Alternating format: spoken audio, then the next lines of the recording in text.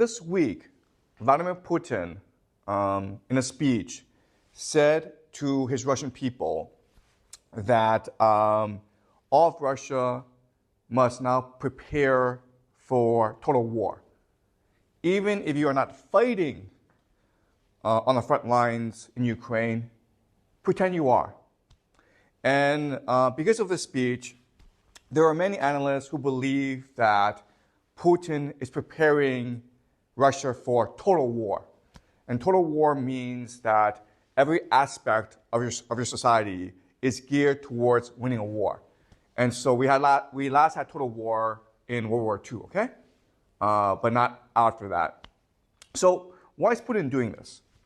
Now, there are some people who believe that it's because Russia is not doing so well in Ukraine. They lack manpower, and so they need to mobilize their society to fully win the war in Ukraine. Okay? Another explanation is that Putin knows that NATO is preparing to send reinforcements to Ukraine. Remember that because of last summer's offensive, Ukraine is desperately short of manpower. Okay? The average age of their soldiers right now is over 40. They have men in their 60s who are fighting in the front lines.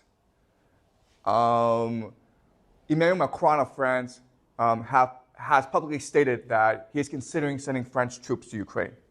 The British themselves are thinking of conscription, drafting all young men into the army. The American politicians have said that they're considering a new law that would give citizenship to illegal immigrants who join the army. Okay? So it seems like NATO is only going to escalate the war in Ukraine. And so Russia is preparing for that. One more explanation, one more possibility is that Putin wants to expand the war. Okay? So he knows he's winning in Ukraine, and he's thinking about attacking Moldova and possibly the Baltic states. Okay? These are all possibilities. Today, this morning, what I want to do is argue another possibility, which is that Putin is mobilizing his society because he sees war as a tool, as a mechanism to radically reshape the people in Russia. Okay, so think of a metaphor. Okay, you're fat, and you're like, okay, how do I get fit? How do I get trim, right? You go to the gym, and you work out. And for Putin, that's what war is. War is a workout for your society. When you enter war, you become a much more disciplined, unified, and prosperous society. Okay, so that's what I want to argue today. Okay, so why does Putin think like this? Well, let's look at the current state of Russia. Okay, Russia, in many aspects, is a broken society. Corruption. Russia is the most corrupt society in all of Europe. The rich people steal, and then they run off to Europe or the United States or Dubai. Okay, so corruption is a huge problem in Russia. And because of corruption, the GDP of Russia is very low. So South Korea, which has about a third of the population of Russia, has a higher GDP. Okay? The state of Texas, just one state in the United States, has a higher GDP than Russia. So Russia, in many respects, is a very poor country. Okay? Second problem is alcoholism. 1 out of every 6 Russian males, about 16-17% of the population, they're alcoholics. Okay? It's a disease. They have the disease of alcoholism. 1 out of every 3 deaths in Russia is because of drinking too much. And because of alcoholism, the rate of young men dying is just increasing and increasing, okay?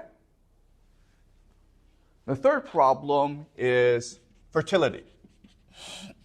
So right now, the fertility rate in Russia is 1.5. That is below the replacement level, right? Remember that the replacement level for society is 2.1. Russia is 1.5.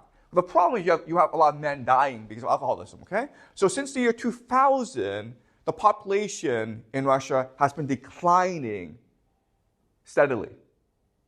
And all this means is that if current trends continue, then Russia will cease to exist as a society, okay? The nation will die.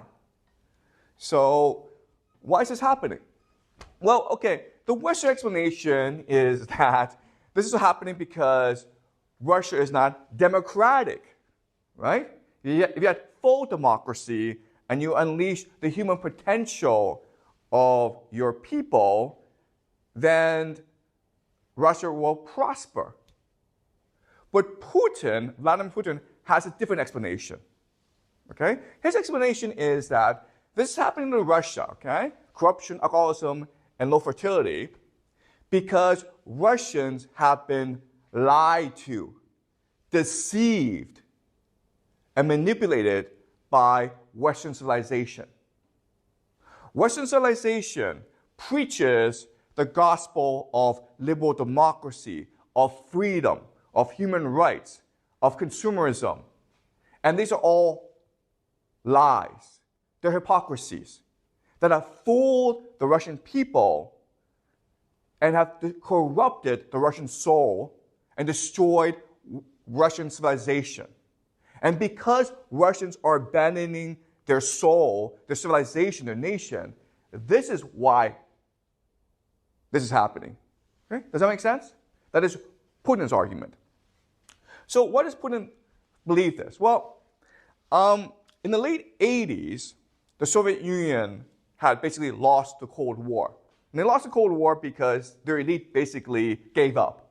They no longer believed in communism. They didn't believe in self-sacrifice for the nation. They thought that Western values, the Western lifestyle was much better. Okay, so they gave up. In the late 80s, there was an American historian. He actually works for the American State Department. But his name is Francis Fukuyama. And he wrote an extremely influential essay called The End of History. End of history, okay? With a quotation mark. And he argued that the Soviet Union fell and America became triumphant because liberal democracy is the best idea to have ever been invented. And to make his argument, he uses the philosopher Friedrich Hegel, okay? Now, Friedrich Hegel had something called the theory of the dialectic. And what Hegel argued is that history is determined by a war of ideas. The progress of history is determined by the movement of ideas. And how ideas work is that they have a pattern called the dialectic, okay? So there's a thesis, a new idea comes into being. But then we recognize that this idea has problems. It's too extreme. It's too problematic. So we create an antithesis, okay? But this antithesis itself is also too extreme. And this creates also problems. So then what happens is the thesis and the antithesis come together and create a more moderate, more efficient idea, okay, called the synthesis. And this is how history moves or progresses. And so Fukuyama takes this idea and says, okay, well, this explains what's happening today, where at first you have a thesis called capitalism, okay? Capitalism. And this created the Industrial Revolution, right? And because capitalism was too extreme, we moved towards communism, okay? Communism was created to counteract the extremes of capitalism. But communism itself is too extreme, so then we move towards the middle, which is the right idea, which is called liberal democracy. Okay? So what is liberal democracy? Well, at the core of liberal democracy is the idea of consumerism. And the idea of consumerism is that we exist to buy things. And as long as we buy things, there'll be world peace. Why? Because consumers have a need to buy, and therefore nations have a need to produce. And nations produce the best when they're trading together as opposed to warring against each other. Okay? So this is the argument that Francis Fukuyama makes in the end of history. I want to explain this argument further, okay? What's he really saying? Okay, so throughout human history, all societies have struggled with one problem, which is how do we optimize the workforce? How do we get each and every person to work as hard as possible for our society? And if everyone did that, then our society would be strong, united, and prosperous, right? Okay? So that's a fundamental problem of politics. How do you optimize workforce participation, okay? And traditionally, or historically, there have been three answers. The first is war. The second is religion. And the third is civilization, okay?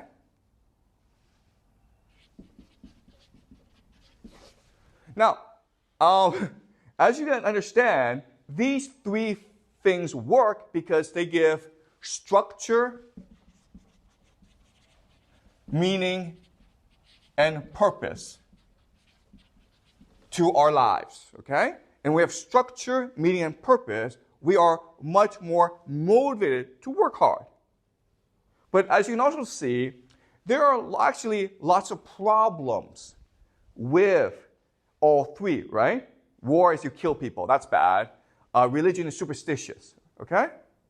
But civilization itself is also problematic because the logical extreme of civilization is racism, okay? Which is to say that we Russians are better than everyone else, we Chinese are better than everyone else, therefore we can do whatever we want, okay? And this naturally leads to imperialism, right? We have a duty to go conquer other people, to civilize them, right? Something called the white man's burden. And this leads to fascism, okay? Okay? War and conquest are the ultimate good.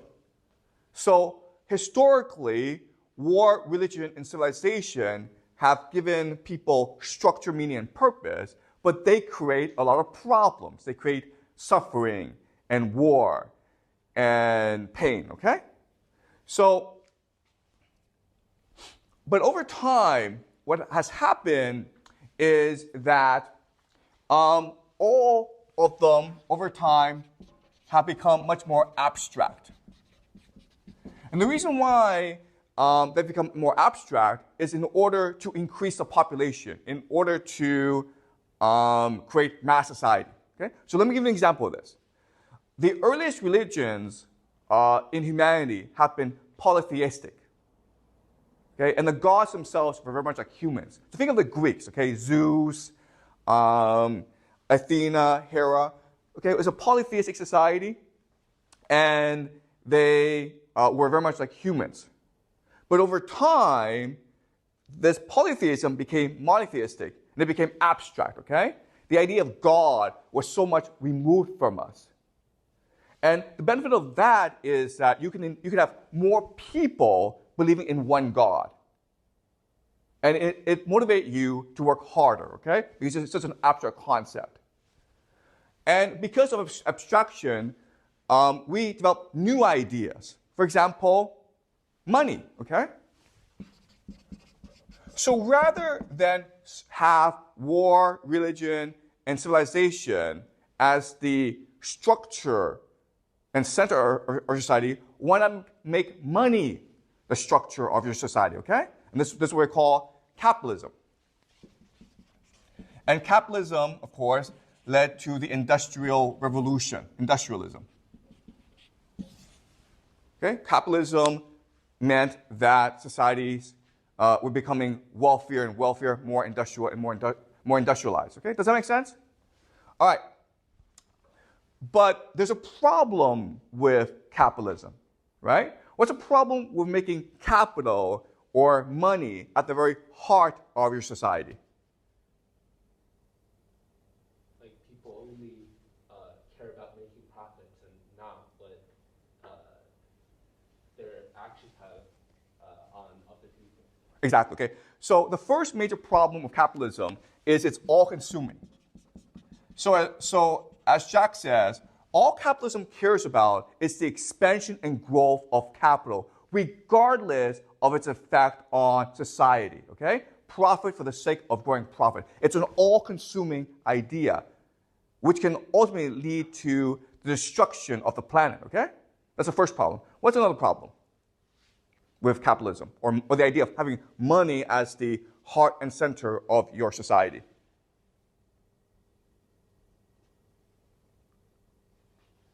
Anyone? Not manufacturing, but only money like the Wall Street now. Okay.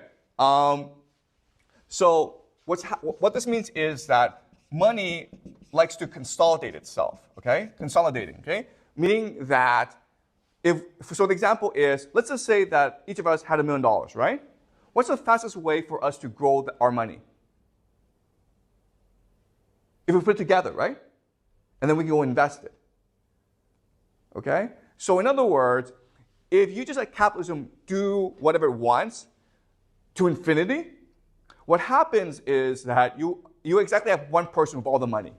Okay? Does that make sense? Because that's the fastest way to grow money, by consolidating it. Okay? So that's problematic. What else is wrong with capitalism or money?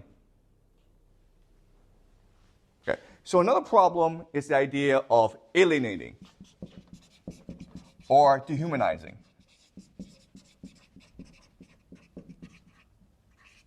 Okay? What does this mean? Capital alienates and dehumanizes. What does that mean? Each person is a production or a profit. Exactly, okay. You as a person cease to be human, right? To be a human is to be a complex, multifaceted individual who likes to create and love. But in capitalism, you're only your production value, you're only the amount of money in your bank account, okay? Does that make sense? All right? So for all these reasons, capitalism is really bad. There are actually more reasons, okay? So Karl Marx, in his Communist Manifesto, points out all these problems of capitalism, and he proposes a solution, which is, okay, rather than make money at the heart and center of your industrial society, make the worker the heart and center of your society. Okay? So he makes this argument. But what's very revolutionary or prescient about his argument is this is a natural cycle. Okay? This is part of the Hegel cycle where capitalism comes along and communism will be the natural evolution of capitalism. Okay? Why? Okay. Okay, so let's do the thought experiment, okay? Let's do this thought experiment where your parents have died, and now you're working in a factory in order to survive. How do you feel about this? Your parents have died, there's no one to support you, so at age 16, 17, 18, you have to go off to a factory to make money for yourself. So how do you feel about this? Are you happy about this? How do you feel? It's pretty depressing. Depressing and lonely and Probably makes the person bitter. yeah, exactly. Okay, you're bitter and you're depressed. Okay, you're alienated. So then what do you do? Then what do you do?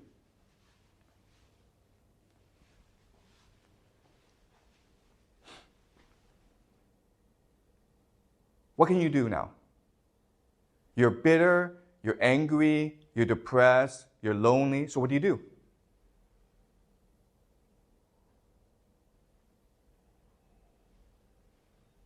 Okay, you start to think about why this is the case, right? You start to have a political consciousness, okay? What Marx calls political consciousness. From this alienation of the worker, workers will start to develop a political consciousness, right? They're like, why is this happening?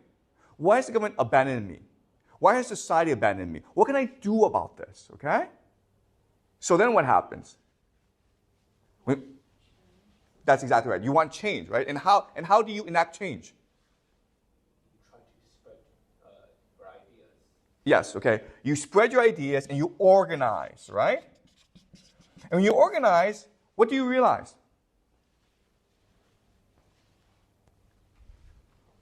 You're stronger together than apart. Yeah, what you recognize when you start to organize is the capitalists need you to do the work, right? The capitalists own the capital and the factories, but you're the one who's actually doing the real work. So without you, the factories can't run. So as long as you're united, you can enact whatever political demands you want. Okay, does that make sense?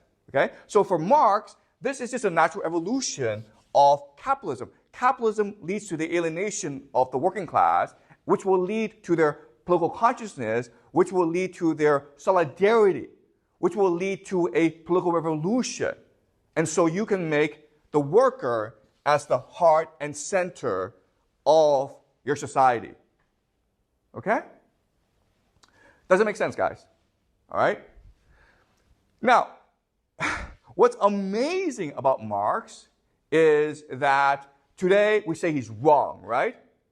Communism happened in the Soviet Union, it happened in China, but it happened in Europe and in the United States, where Marx said it would happen first because Germany was more industrialized than Russia or China. Okay? Does that make sense? That's what we say. But if you think about it deeply, okay, Marx was right. After World War II, every society, every industrial society, to some extent, adopted the ideals of communism. Okay, does that make sense? Okay, we call this socialism and not communism, but basically it adhered to the thinking of Marx, which is to make the worker the heart and center of your society. And why did they do that after World War II? Exactly, okay? Because workers create value. Okay? Money doesn't create any value. Money just creates more money. It's speculative. But the workers create value. They're productive. And therefore, you have to treat your workers properly. So in America and in Europe, workers became the heart and center of your society. And the workers, through unions, could demand political reforms. And so all of society was geared towards making the lives of the middle class, the working class, better, okay? That's why you had excellent health care, great public schools, cheap universities. Okay? So the 50s and 60s and 70s was basically the peak of society for the working class. But in the 80s, we start to change this. Why? Why would we want to change the system? It's a great system, right? Marx is right. Having the worker as the heart and center of your society, as the central organizing unit of your society, makes a lot more sense than having money as the heart and center, okay? But starting in the 80s, we start to go back to money. Why? There's enough production to sustain, they want more. Excuse me? Like, they have the production necessary for society, so they want more, like... Who wants more? Yes, exactly. Okay? So what happened in the 80s is something called the revolt of the elite. Okay? In other words, the problem with having a society based on the worker is it becomes too egalitarian, too equal, right? But if you're like the elite, you don't want equality, you want difference. You want to have power and money in your hands. Does that make sense? So the revolt of the elite happened in the 80s, and this is what we call in the United States the Reagan Revolution, okay? The Reagan Revolution. The beginning of neoliberalism, free market capitalism. And in Britain, it was called Thatcherism, okay? Margaret Thatcher, the Thatcher Revolution.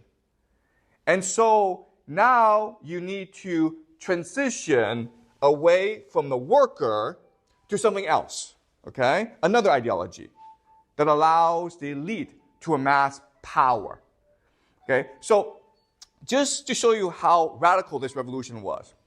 In the 1970s, okay, if you were a CEO, the head of a company, okay, you were making on average $1 million a year.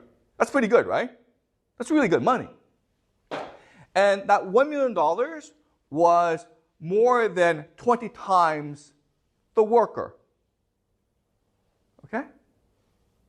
And that's pretty reasonable. Today, the average CEO in the United States makes $20 million a year. And that is 200 to 300 times more than the average worker in the company. Okay, does that make sense? So, in the 80s, inequality started to explode, right? And so they were transitioning from the worker to a new organizing unit called the consumer. Okay? So they needed to destroy the working class, the middle class. And the way they did it was by introducing a new concept called the consumer, okay? So in the 50s, 60s, and 70s, the government promised you a good job. If you were a member of a society, if you were a citizen, I promise you a good job that you would have for the rest of your life, okay? So in the 80s, the government said, I promise you that you have low prices and a wide selection of goods. Okay, does that make sense? All right. So this sounds like a subtle shift, going from the worker to the consumer, okay? But what this meant was a revolution in society, a revolution in politics. So remember that an example of the worker has to have political consciousness in order to protect his or her rights, in order to organize and unify and push for favorable political reforms, okay? That's what the worker must do, okay? But now let's think about the mentality of the consumer. And to do this, let's do another thought experiment. And the thought experiment is this. Everyone in the school, about 500 people, I decide to give everyone $1 million, okay? So everyone in the school has exactly $1 million to spend. What happens now? Think about this. What happens now? Use your imagination. What happens? What's the first thing you do?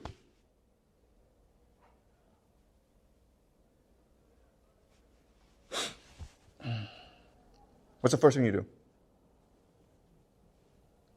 I've given you $1 million. What do you do with it? Well, the first thing you do is buy something, right? What do you want to buy? $1 million is a lot of money. What do you want to buy, Nab? Probably a house. You buy a house, right? That's great. That's a great purchase. Then what do you do? Then what do you do? I try to convince my classmates to give him money. Okay. First thing is Nab buys a house. Then what does he do? Excuse me? Buy furniture. Then what does he do? There's something that he must do that's very important. What does he buy the house? What does he want to do? He wants to take pictures and post it on social media, right? So everyone sees it on social media. Then you see this. Now has this huge house in Beijing with lots of fancy furniture. What do you do now? Also want to get a house. You also want to buy a house. But what kind of house?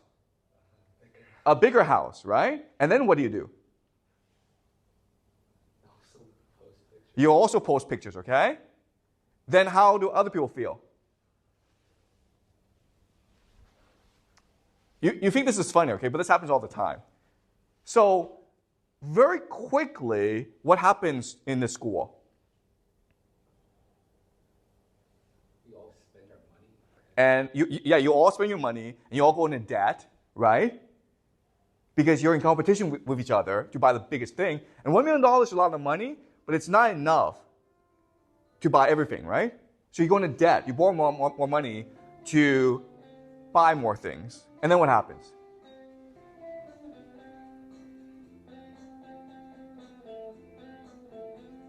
And then what happens? How do you guys feel about each other? Do you guys have lunch together? Do you guys have dinner together? Do you guys like to share homework together? You guys hate each other, right? At the end of the day, what will happen is you all go into debt and you all hate each other, right? So that's consumerism. This is what consumerism is. Consumerism creates a competition in society for prestige, okay? To see who can post the nicest social media pictures. This leads to the individualization or the optimization of you, okay? In other words, you are now unable to act together. You don't want to organize. You don't want to act in solidarity, okay? And ultimately, this means that you develop economic logic, okay? And what is economic logic? It's to see the world only through the lens of capital. Okay, does it make sense? So when you see someone and you're like, okay, well, do I want to date this person? You don't ask, oh, is this person a nice person? You ask yourself, how much money does this person have? Okay, do you understand? You use economic logic in order to understand the world and to reason and analyze the world, okay? Now, let me ask you this question. Today, is this how China works? Is this how the world works? The answer is yes, okay? Are you like this? Yes, you are like this, okay? You've been brainwashed into thinking that this is the only way to behave and to think. You're in school. Why are you in school? So you can get a good job. So you can get a good job. Why? To make money. To make money. And so you can buy things, okay? You understand? That's how you all think. But there are different ways to think about school, right? You're like, I'm in school to learn, to open my mind, to have an imagination, to think critically about the world, right? And that was the way we thought about school when the workers were dominant. But now that consumers are dominant, all we think about is, how do I get a good job? How do I buy a bigger house? Because I want to post it on social media. Okay?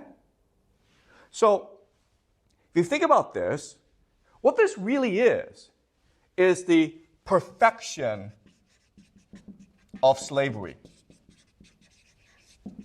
Okay? Does it make sense? What does this phrase mean? The perfection of slavery.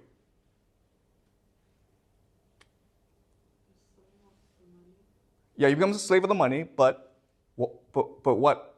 Why is this perfect?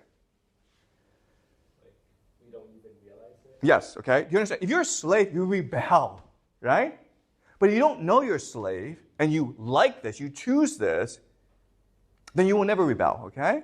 So the consumerism is the perfection of slavery, okay? And that's why Francis Fukuyama thinks that consumerism is the end of history, because it is a system that achieves what the elites want, and the masses are unwilling, and unable to protest and rebel. Okay, does that make sense? It's a perfect system. Okay, so, but there are certain civilizations that rebel against slavery intrinsically. It is in their nature to rebel against slavery. And one of these civilizations is the Russian civilization. Okay? So when you impose slavery on Russians, they become corrupt, they become alcoholics, and they refuse to have babies. That is why Russia is failing as a society, because slavery is being imposed on Russians by the Westerners, and the Russians refuse to be slaves. But because this system of consumerism is so perfect, Russian people lack a understanding of how to rebel against the system, and that's why Russia is falling apart.